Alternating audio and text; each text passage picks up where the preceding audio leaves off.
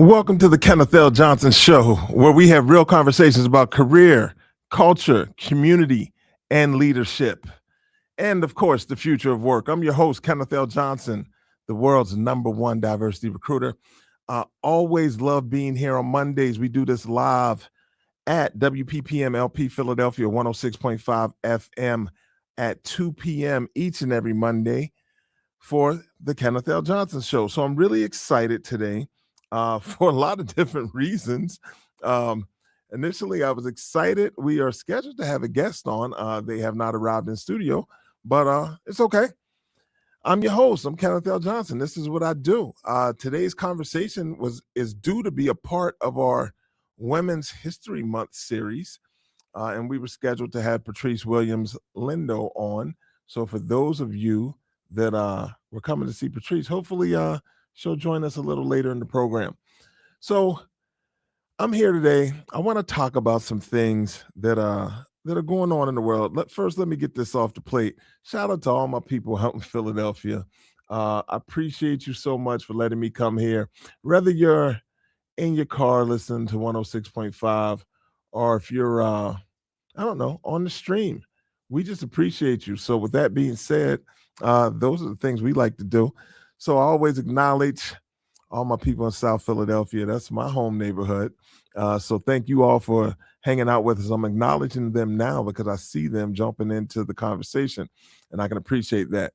Look, I posted over the weekend about an article that I came across, and it was kind of disturbing to me. I'll be completely honest with you.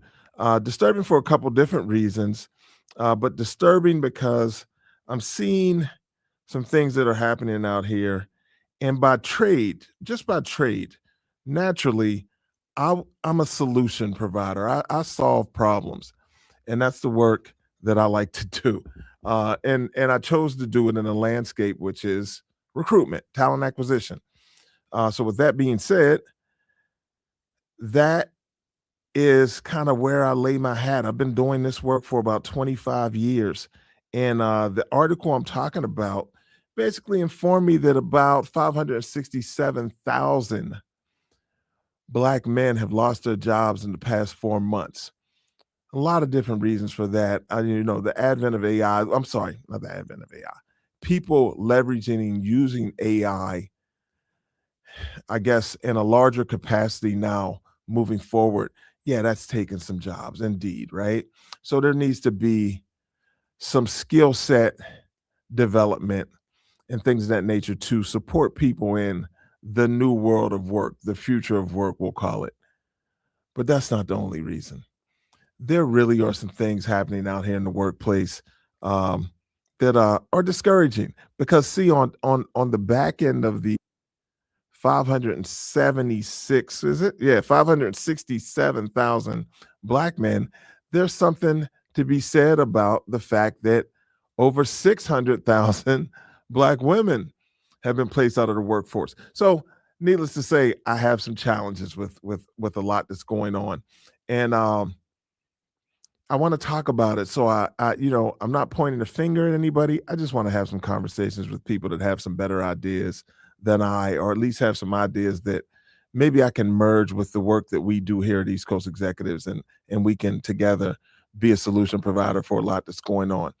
Now, fortunately enough, our guest has arrived backstage, so I'm excited about that. That means you do not have to listen to me for the next 30 minutes alone. We will have Patrice Williams-Lindo on the stage very soon. Now, our conversation with Patrice has me extremely excited. She's a nationally recognized workforce strategist who helps professionals navigate career pivots in a rapidly changing labor market. She's also the creator of the RNA method, rebrand, network, achieve recognition, a framework designed to help professionals increase visibility, influence, and opportunity in today's evolving economy. So with all of that being said, Patrice, welcome to the Kenneth L. Johnson Show. How are you? I am doing well. Thank you so Can't much. hear you. Please, mea culpa with my tardiness. And I'm not But all sure is well. if you are muted.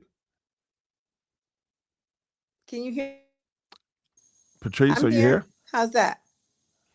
All right, yeah, I'm I having some am. problems Can you hearing you. hear me? I can't hear.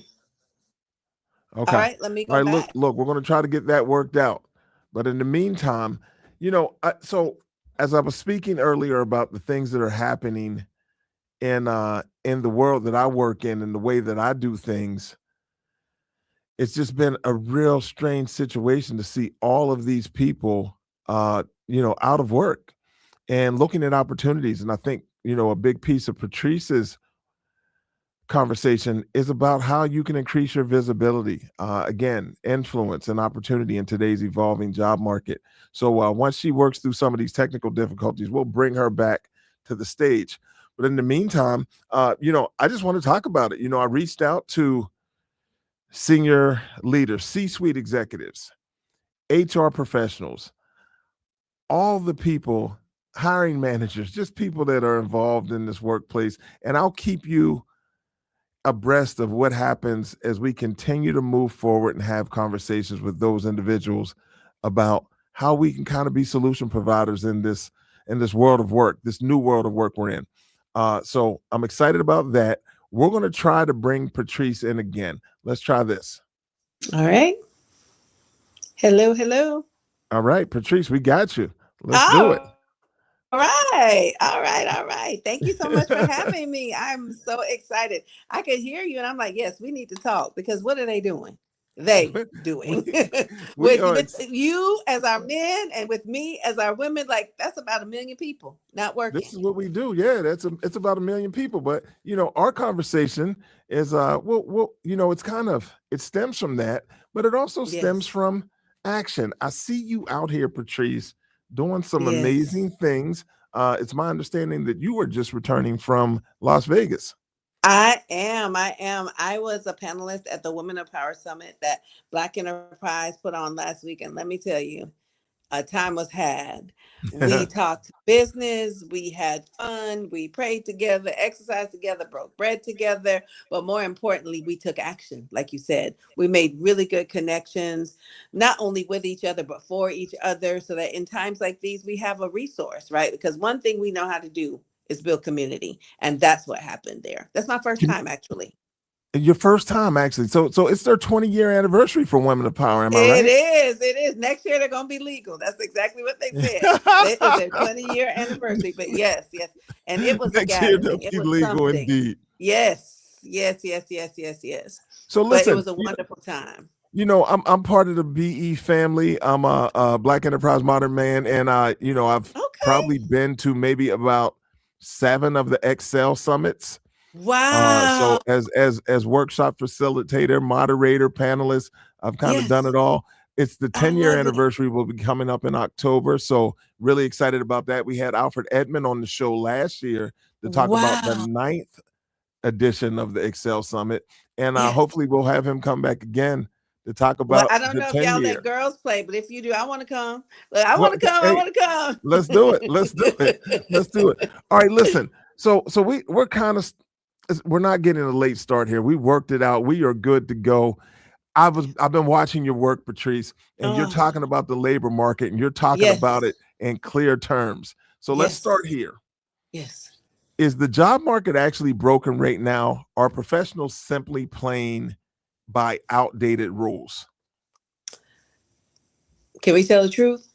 That's what we do on the Kenneth L. Johnson Show. We're your Okay, good. source for career, We all look, culture, we and already are community. People related then, belong right? here. We're not putting lipstick on a pig, as they would We are say. not. It is a little bit of both, Kenneth. I'm gonna tell Okay. you the truth. It's a little of both, and I'll tell you why. The job market isn't broken in the traditional sense that work has disappeared.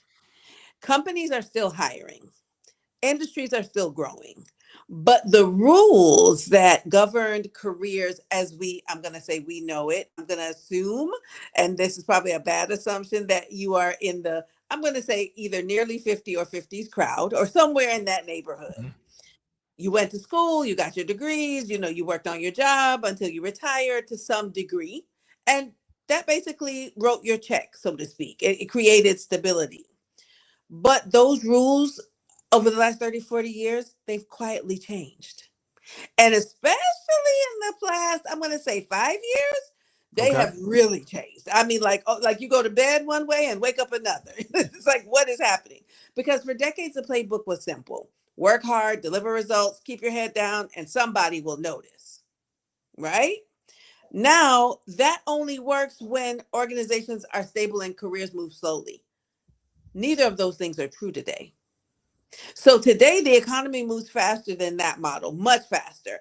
AI is automating coordination work. Teams are smaller and leaner. Companies are constantly restructuring. But even in that, if you call it shrinkage, there's elevation. So, for example, one of the things I talk about is the visibility economy, where if your boss, your colleagues, your partners don't know what you're doing, you are underwater. You are in So trouble. so you often say career visibility is your Yes. new professional currency. Oh, it is. It is. If they don't know what you're doing, which culturally kind of is opposite to how we've been raised, right? Do good work and people will see what you do. You ain't got to tell everybody what you no, no, no. You definitely have to tell them, because if people don't see your value and if they aren't aware of your value, the market will move right past you. The opportunities, you'll be like, well, wait, how did Tommy get to XYZ point? Like he's doing the same thing I'm doing. That's not fair. No, Tommy spoke up, or Tommy connected with the right person or people legitimately, hopefully, to get to where he needs to go. So careers used to reward performance alone. These days, it has to be performance plus visibility with the right people, with decision makers, with Yes. taste makers, with people that can not only speak your name in rooms, but say, I'm not moving unless Patrice is with me. Or even if they don't know the solution, they're like, she can see around the corners though. I need her on my team type thing. So, Patrice, is it possible today to be extremely talented and still be invisible in your career? Absolutely. It happens all the time. It does, because the smartest and most capable people, if you think about it, they are operating what I call an invisible work trap, right? You go in, you do your work before you know it. Like you start work at 8 o'clock, before you know it, it's noon. You're answering emails, you're handling clients, you're helping your team members, whatever the case might be. So you're Yes. solving problems. You're mentoring colleagues. You're keeping your teams afloat and functioning. However, that work is happening quietly. Why? Your boss doesn't know what you're doing. The CEO doesn't know what you're doing.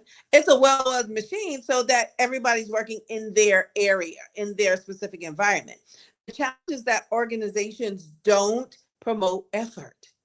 They promote perceived impact, and also impacts, especially tied to outcomes, the financial ones, especially in these Yeah. days. So if your work is not visible to decision makers, it doesn't become a part of the narrative about who your leaders are potentially in that organization. And visibility doesn't mean loud or self promotional only, it's self advocacy. It means making sure your work is understood. The impact that you contribute in your work is understood. It's documented and connected to outcomes, because outcomes are what I'm going to say keeps you in your job these days. So I'm thinking about all the things that you're sharing, and you're sharing some gems here with us on the Kenneth L. Johnson Show live on WPPM 106.5 Philadelphia.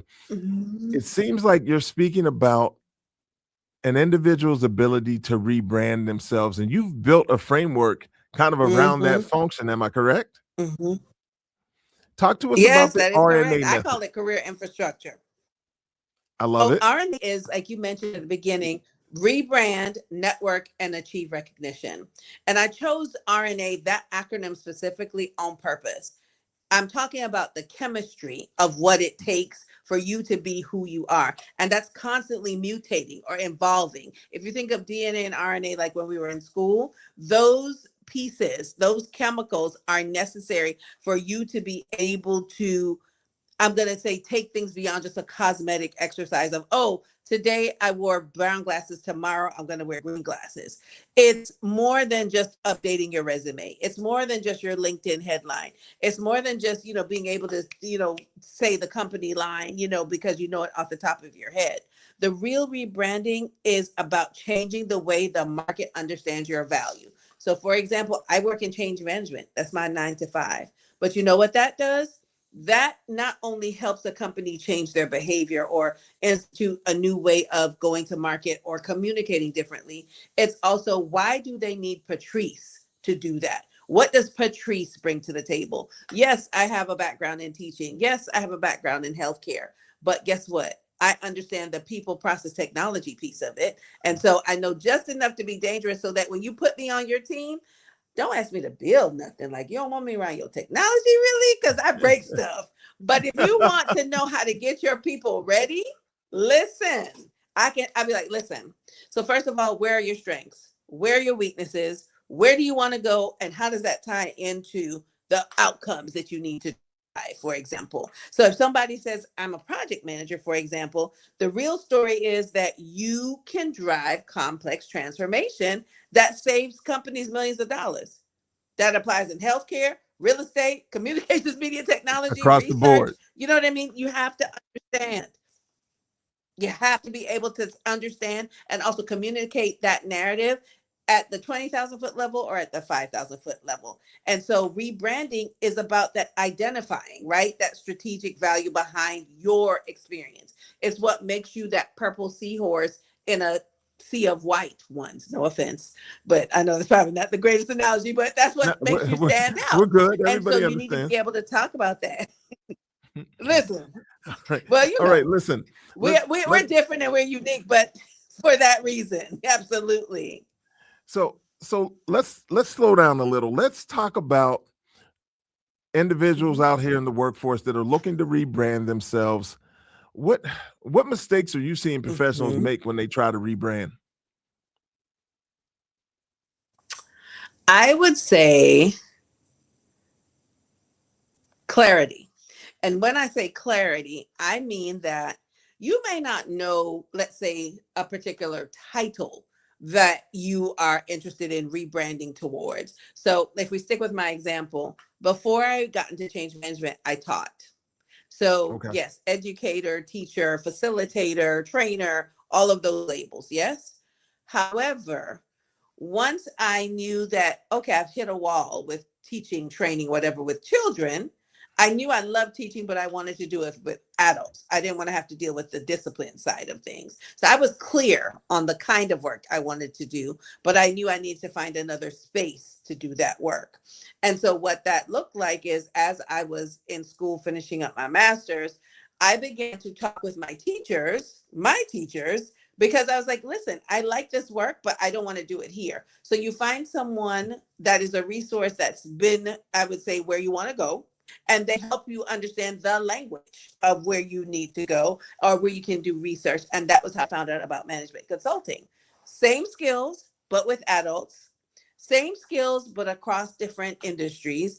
It gave all the things I was looking for. So that's one of the mistakes I think people make with the rebranding, is that they haven't necessarily invested the time to research or talk with, I'm going to say, the right people or enough people to get to where they want to go. You know, that takes me right to where I wanted to go with this conversation, because I guess if you're in the middle of a rebrand, right? And let's just say it's not even a career pivot, but it's just a rebrand. Mm-hmm. We're talking about networking. Like, you're going to have to network. And today, is it Yes. more about who you know or Yes. who knows you?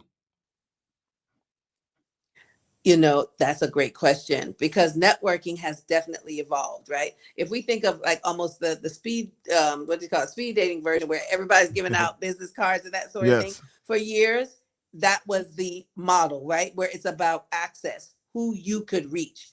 However, today, especially in this digital economy, in this visibility economy, networking is increasingly about reputation and visibility. And I'm going to give you one more secret: your Let's go. blueprint, because now they can Google you, or they can go on LinkedIn, or they can, in other words, it's not just what Kenneth will say about Patrice. But for example, you and I met today for the first time. However, Mhm. one of the first things you said, well, Patrice, I've been following you. I see you out here, type thing. So it speaks to your credibility. It speaks to what is important to you. It speaks to where you're going. It just kind of shows who you are, as opposed to people telling you who you are. So the real question isn't who you know. It's whether people in your professional ecosystem, wherever that may be. So think industry, think affinity groups, think your current job, what they know you for and what you are known for. So if you think about, for example, in technology, as I was saying to you, I'm in change management, but in change management, I work in the technical pieces of it. Now, remember, I said I'm not an engineer, I'm not Yeah. technical, but I am a change person. I can hear the changes technically that are happening and say, but wait a minute, I think we're going to need, communication about that. Or wait a minute, we're going to have training for that. Or tell me more about this so I can understand enough to help assess what needs to be done so that this particular initiative can be successful. So again, when someone thinks about a problem, does your name come to mind? Even if you don't have that direct experience, does your name come to mind as a resource? That's when your network becomes powerful and it accelerates at the speed of light. You know, I love the information you're sharing here because oftentimes, this is how we're following it, right? So rebranding, networking, people making career pivots. But a lot of people listening right now, Yes. Patrice, they're thinking about making a change. How can someone tell the difference between a strategic career pivot and simply running from a bad situation? As they would say, the old people say, jump from the frying pan to the fire. We want to avoid that, right? Just We from the don't want frying to pan do to the that. We don't fire. want to do that. We don't want to do that. Many people assume that a pivot means starting over, when that's not actually true. Most successful pivots are actually strategic, I'm going to say, use of your skills. So, not to beat a dead horse, but I'm going to talk to you again about teaching. So, I started out as a teacher professionally, but while I was in college, I worked at a hospital as a unit secretary, had training elements. Like while I was in college, I mentored and what do you call it when people come in for help? I can't think of the word right now. Tutored. Okay, there we go. There were always elements of me taking big chunks of information and breaking them down into, I'm going to say, bite-sized pieces so Yes. that people could understand a particular concept, right? And so that's why I said it's a strategic redeployment of skills, because the things I'm doing today at work are things that I've always done. So if you are really in tune or attuned to your skills and what you do well and enjoy doing, because there has to be an element of something that you're personally getting out of it, and you can redeploy those, that's how you know if you're moving towards something or if you're trying to escape something. Because even though I had never been a consultant before, when I talked with my teacher in that program that, hey, I love teaching, but these are the things I'm looking for, or these are the things I like, and these are the things I don't, she could give me some alternatives to consider. That's how you know if you're only running from a bad boss or a toxic environment, or you're recreating something that you will benefit from. Does that answer your question? That definitely answers my question. As we start to land this plane here, Patrice, today, I have a question that I want you to share. That I want to share and have you answer for our audience. What's one career myth professionals still believe that is actually holding them back in today's future of work environment?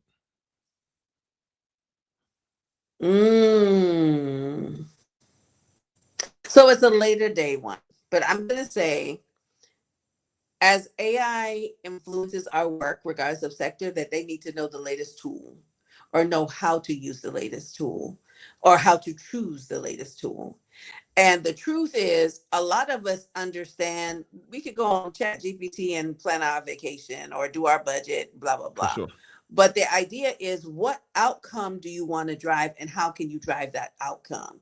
So, for example, now, for those people that are saying, oh, they're afraid AI is going to take their job, I ask them to consider what parts of their job could be automated. So think about like their emails or any scheduling or anything that's very task-y. And then if they could integrate AI into that, what else could you do once those things have been taken off their plate? That's how you create job security. So that's the myth. The myth is that they need to know about the latest AI tool versus how to integrate that tool and make that tool a coworker, because AI is You not know, going anywhere. I appreciate that so much because the tools are coming out daily. So for you to try to They keep are. up with the They are. tools, you will drive yourself crazy. It's But impossible. what you're saying is use Exactly. the tools that are here to free up your time and allow you to just do a better job of the work you're Correct. doing. Because when you do that, that's how you, as they would say in the church, show yourself approved. Like, okay, listen, this AI is not a thing because I'm using it to my best ability. And here's how I can achieve my outcomes quicker, sooner, faster. Here's how I can, drive innovation. Here's how I can better serve the clients. Here's how I can strengthen my team, or whatever the case might be. Because at that point, when you do it, you will thrive in the sense of showing that you're agile. You'll thrive in using AI forward, I'm going to say, techniques to be able to, do all of the things that you want to do in a way that makes sense. And then most importantly, you're showing your value in a visible way, in a transferable way, in an, I'm going to say, constantly changing market and economy. Because whether you're a nurse, whether you're a teacher, whether you're a consultant, shoot, whether you're a podcaster like yourself, you got to stay up on the trends, right? So if you were able, for example, Kenneth, to build an agent that says, hey, look, what are the 510 headlines today for, people of color or Black people? If you had that, think of years ago where you had to go to the different websites, and before that, go Yeah. to all the different newspapers and such. You can wake up with a list and you can pick and choose and go deep where you want to, or throw out the window what you don't. You get back your time. So now we can have this conversation quicker, sooner, faster. Patrice, listen, you are simply amazing. Would you please let our audience know how they can Oh, stay connected with you and the work that you do? absolutely, absolutely. Thank you so much for this opportunity. The best way to stay in touch with me is on LinkedIn. As you saw, LinkedIn is my second home. So Yes. all of the things that I'm doing, I make sure that I talk about it on LinkedIn as different things come up, different topics that are relevant to our community and how it impacts us in the workplace, in the labor, I'm going to say, environment. I talk about it there. So that's the best way to get in touch with me, on LinkedIn. I also do have a website, careernomad.org. Feel free to reach out to me there as well. But those are the two best ways. And if you aren't following me on LinkedIn, please do. I would love to continue to work with you and people that you send my way. Patrice Lindo, the career nomad. I want to thank you so very much for joining us today. Listen, we had some great insights from Patrice today. But one of the things that really stood out to me in this conversation, the idea that talent alone is no longer enough. The workplace has changed, the labor market has changed, and the professionals who are going to thrive in this new environment are the ones who understand how to position themselves, build relationships, and make their value visible. I think Patrice did an amazing job of explaining what that looks like and even the steps you can take to move forward in that direction. If you're listening today and you feel stuck in your career, here's something to think about. I want you to ask yourself 3 simple questions. Have I clearly defined my value? Patrice spoke about that, clarity. Am I building meaningful professional relationships? Patrice spoke about that as well, networking. And are the right people aware of the work that I do? Visibility. Listen, in today's workforce, opportunity doesn't always go to the most qualified person. We know this. Often it goes to the most visible and connected professional in the room. My thanks again to Patrice Williams-Lindo, the career nomad, for joining us. An amazing show. I'm so happy that she decided to take my offer up to come on the Kenneth L. Johnson show. And to all of you, Philly, I know y'all got me. I appreciate you. All the people streaming with us, all the people on LinkedIn. I see Cheryl, I see Amy Louise locked in. I appreciate you guys for joining us today and being active here on LinkedIn as well. This is the work we do. It's the Kenneth L. Johnson show, your place for career, culture, and community. You belong here. We'll do it again next Monday. We got a special guest next Monday. I'm not even going to announce it, but I'll be promoting it really soon. I'm extremely excited about her visit to the Kenneth L. Johnson show. It's our Women's History Month series. We'll do it again Monday at 2 p.m. here on WPPM LP Philadelphia 106.5. Thank you.